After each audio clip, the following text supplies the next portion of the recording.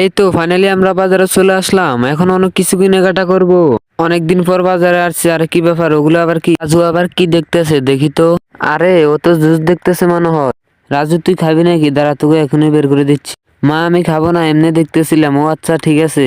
আচ্ছা তুই আমার পিছে পিছে আয়। ও আচ্ছা ঠিক আছে। আরে এগুলো কি? এগুলো তো দেখি আইসক্রিম। রাজু তুই আইসক্রিম খাবি? দাঁড়া। আরে মা খাবো না, রেখে দাও। ও আচ্ছা খাবি না? তাহলে তাকাচ্ছিলি কেন? তাড়াতাড়ি যেতে লাগবে। আরে এগুলো কি? ওখানে তো দেখি অনেক পোকা চকলেট। আরে রাজু কি দেখতেছে? রাজু তো দেখি চকলেট দেখতেছে। এ রাজু এনে চকলেট। আরে মা আমি খাবো না। ও আচ্ছা তুই এটা খাবি না? আচ্ছা ছোটটা নে। আচ্ছা ঠিক আছে, এটা নেওয়া যায়। কি ব্যাপার, কিছু তো বুঝি। রাজু তো অনেক দামি দামি জিনিস খায়, তাহলে এখন খাচ্ছে না কেন? কাবা ঘরের দিকে তাকালে নাকি সব গুনাহ মাফ হয়ে যায়। হে আল্লাহ, যে আমার ভিডিওটা দেখে লাইক এবং সাবস্ক্রাইব করে দিবে তাকে একবার হলেও কাবা শরীফে যাওয়ার তৌফিক দিও। আচ্ছা বুঝতে পারছি। আসার সময় যখন আমি টাকা চেক করছিলাম তখন মনে হয় রাজু দেখছিল আমার কাছে টাকা নেই। আমি মনে হয় রাজু খাচ্ছে না। আচ্ছা মা তাড়াতাড়ি চলে আসো। এ বাহ, আমার ছেলেটাই দেখি ভালো বুঝে।